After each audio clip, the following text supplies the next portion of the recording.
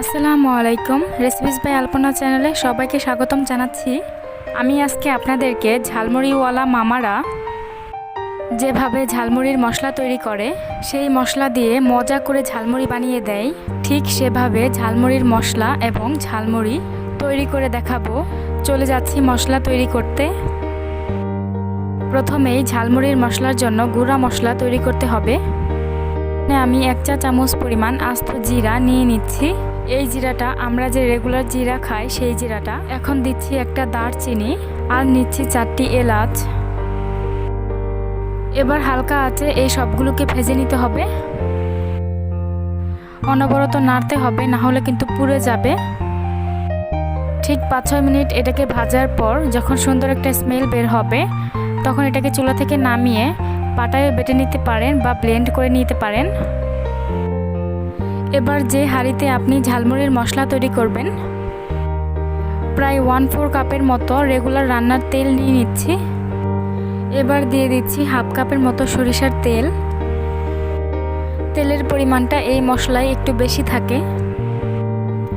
আপনারা খেয়াল করেছেন কিনা জানি না, যারা ঝালমুড়ি বিক্রি করে তাদের যে ঝালমুড়ি মশলাটা থাকে, সেই মশলার উপরে 1-2 আঙ্গুল পরিমাণ তেল ভাসে।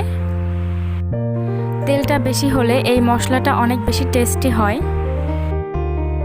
এখন আমি দিয়ে দিচ্ছি প্রায় 1/2 কাপ পরিমাণ পেঁয়াজ বাটা, 1 চা চামচ পরিমাণ আদা বাটা আর 1 চা চামচ রসুন বাটা, ধনিয়ার গুঁড়া 1 চা চামচ, লাল মরিচের গুঁড়া 1/2 চা চামচ কিংবা স্বাদ মতো, হলুদের গুঁড়া 1/2 চা চামচ আর দিচ্ছি স্বাদ মতো লবণ। এবার দিয়ে দিচ্ছি কিছুক্ষণ আগে ভেজে রাখা সেই মশলাটা। এখন মশলাটাকে খুব ভালোভাবে কষিয়ে নিতে হবে। মশলার যে কাঁচা গন্ধ আছে সেটা যেন একদম চলে যায়।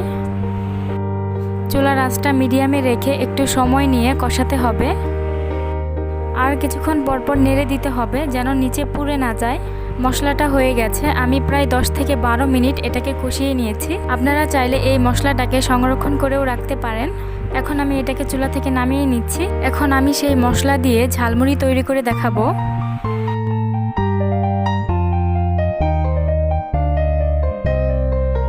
এখানে আমি পেঁয়াজ কুচি নিয়েছি 2 টেবিল চামচ, ধনিয়া পাতা কুচি নিয়েছি 1 টেবিল চামচ, টমেটো নিয়েছি 2 টেবিল চামচ, শসা নিয়েছি 2 টেবিল চামচ আর নিয়েছি সেই ঝালমুড়ি মশলা।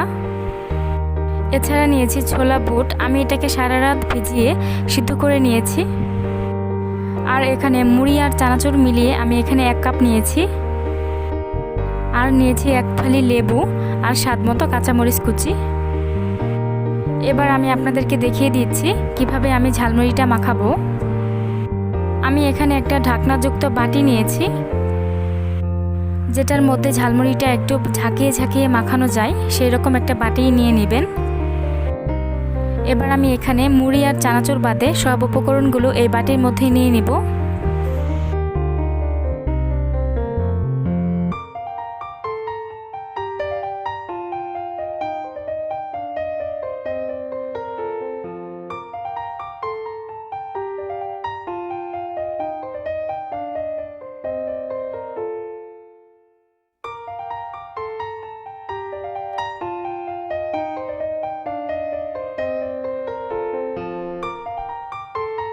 সব কিছু নিয়ে নেবার পরে আমি এখানে ঝালমুড়ির মশলা দিয়ে দিচ্ছি আর দিচ্ছি স্বাদ মতো কিছুটা লবণ। যেহেতু ঝালমুড়ির মশলায়ও লবণ আছে, তাই লবণটা একটু বুঝে দিবেন। এবার এই সব ইনগ্রেডিয়েন্টসগুলোকে একটু ঝাঁকিয়ে নেব। সব কিছুকে একসাথে মিক্স করে নিচ্ছি।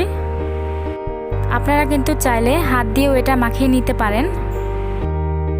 মিক্স করা হয়ে গেছে। এবার আপনি যখন সার্ভ করবেন তার আগে মুড়ি আর চানাচুরটা দিয়ে ছাঁকিয়ে নিতে হবে।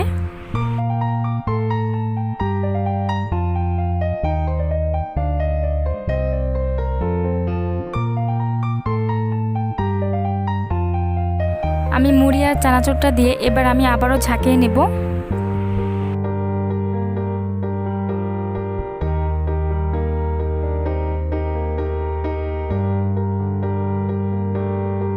মিক্স করা হয়ে গেছে, দেখেই তো খেতে ইচ্ছে করছে।